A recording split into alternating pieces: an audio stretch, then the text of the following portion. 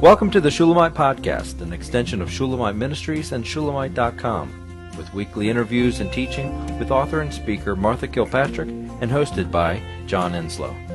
This weekly podcast is a way to stay connected to the ministry.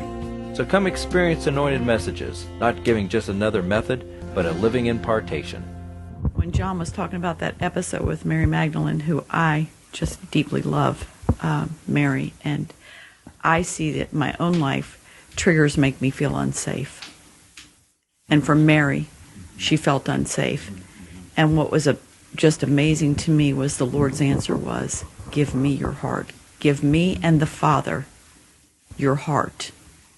That was his answer to Mary's whole triggering and crisis of her person, and everything was simply, give me your heart. Because triggers really hurt, and they make us angry. Mm-hmm. I mean, I don't know who goes through triggers and doesn't have anger, even if it is tears of anger. Mm-hmm. Triggers make you angry. But underneath, you feel unsafe. Mm-hmm. And fear is the result of that. Yes. When I feel unsafe, I am afraid. And angry, absolutely. And angry. Mm-hmm. Have you seen a lot of healing take place with? With what? With the you're working with. Oh yeah, I've seen a lot of healing with the guys. They're just, I mean, I've had situations that I just have cried because of what I've seen him doing, and what God is doing. Oh. And I've just cried because it was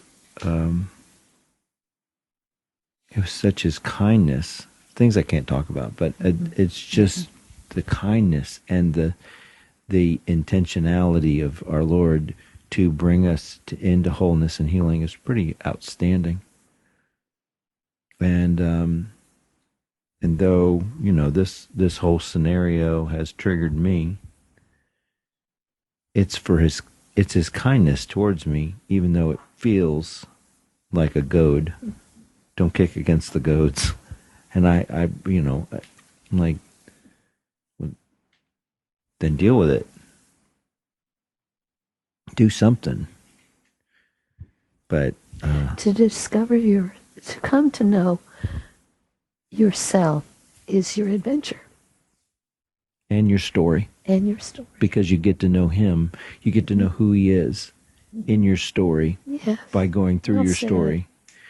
That's our whole, isn't that the whole point of this entire life, is to know him?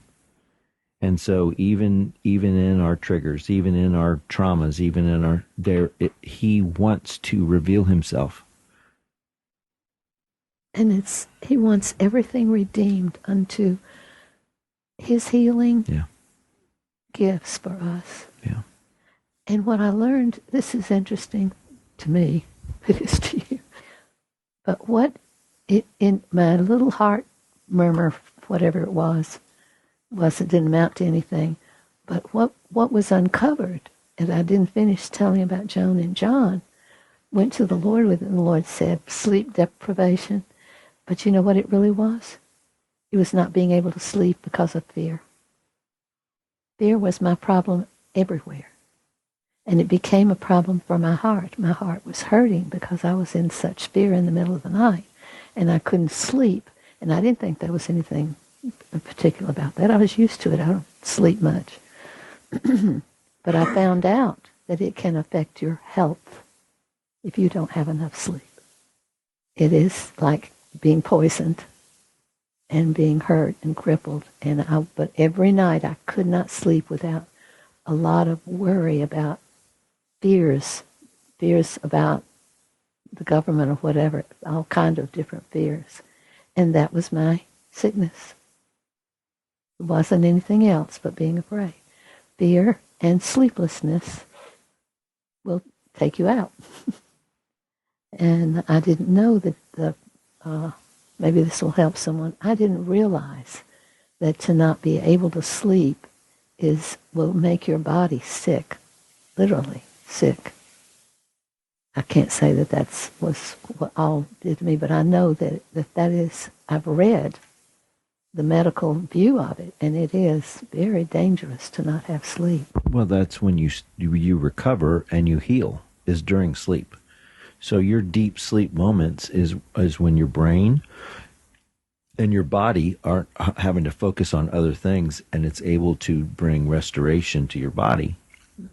So if you cut out sleep, you're kind of in a fight or flight mode all the time, where you're just doing the essentials. Well, essentials work when you're being chased with a tiger, but it over the long haul, the tiger will be inside you, killing you. That's just the way it is. You can't live in fight or flight on a daily basis. And you know what my solution is? Taking communion and asking forgiveness for fear, because it meant that I was afraid of man and not afraid of God. He says, don't call conspiracy what they call conspiracy. You listen to me and not to anything else. Well, it wasn't only life situations and government stuff. It was everything. It was a full litany of things to trigger you, really. Oh yeah, everything made me afraid. Everything made you afraid, and then you weren't sleeping, and then your body was hurting, bearing the brunt of not having that time to be able to recover and sleep. And I know that I've had that. At the bottom of it, it still was my sin. At the bottom of it, of my fear, was unbelief in a God who had proven himself to me 1,000,000 times. Okay, but yes, fine, you can take responsibility for it, but it also would have to be his kindness and his love to bring you through it, because he wants to prepare you. So if the whole thing is about preparing you for his coming, regardless when he comes, whether it's the second coming or just you're going, regardless of what it is, he's preparing us for that on a regular basis, and it's his kindness to give us things that say, don't forget this part. And well, I don't like that part. I've avoided that part all my life. I know, but we're going to have to face that part, because that's what I've written on your life, and your story was written. Your daddy and what happened to you and all the situations in your life happened sovereignly. And it made you who you are. And I hate them. I can look at them and I can want to go shake the heck out of people. But that's what God did for you, to bring you to where you are, to bring you to him. And if the end result is him, it doesn't really matter.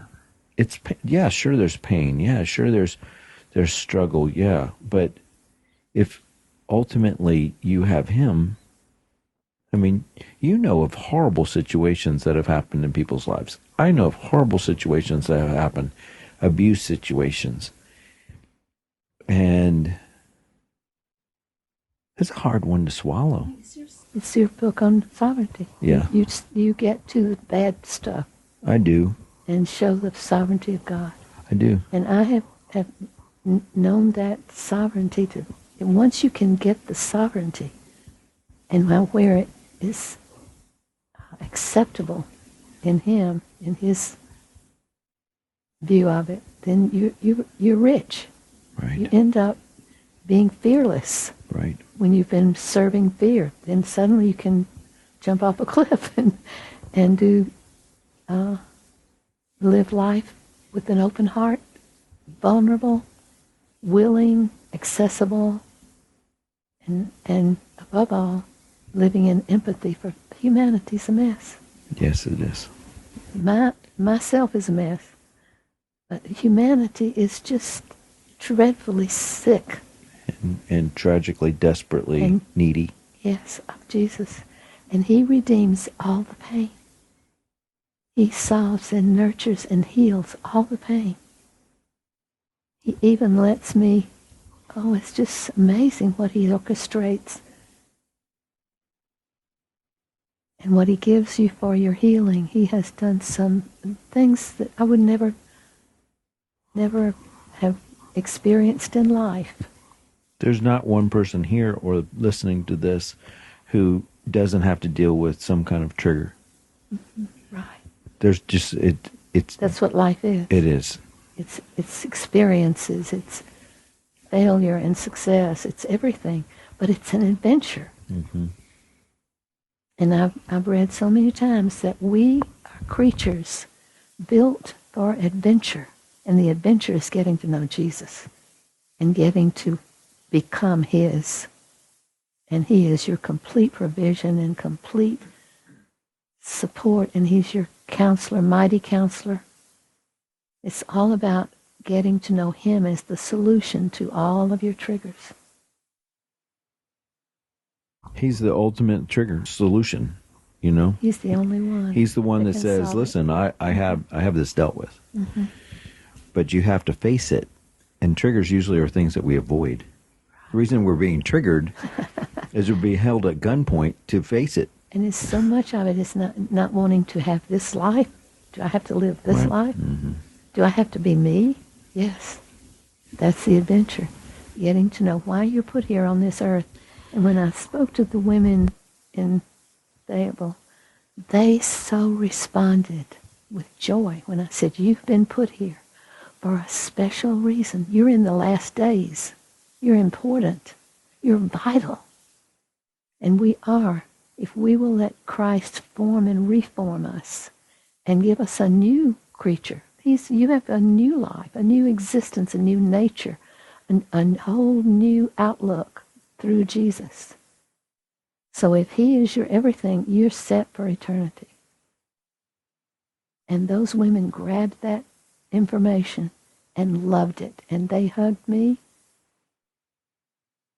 I gave them hope for this devastated world. And the hope is Christ.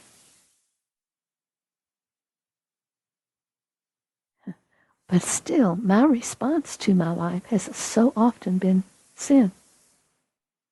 Sin of rejecting myself and the sin of not loving myself.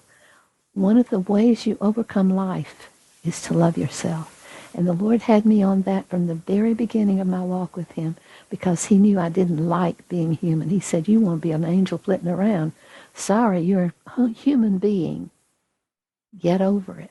That's who I wanted to bear my son and be the vessel of my son is there.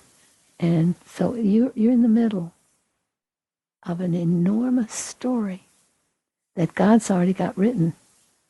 And you want to fit into that story with your big yes. Okay, this is it. Okay, I'm up for it. We hope you've enjoyed the Shulamite podcast. For all the latest from Shulamite Ministries, please visit us at shulamite.com, where you'll find Martha's daily devotions, posts from getalongwithgod.com, and the online library of all of Martha's writings. At shulamite.com, downloading the free Shulamite app is easy, and livingchristianbooks.com is only a click away.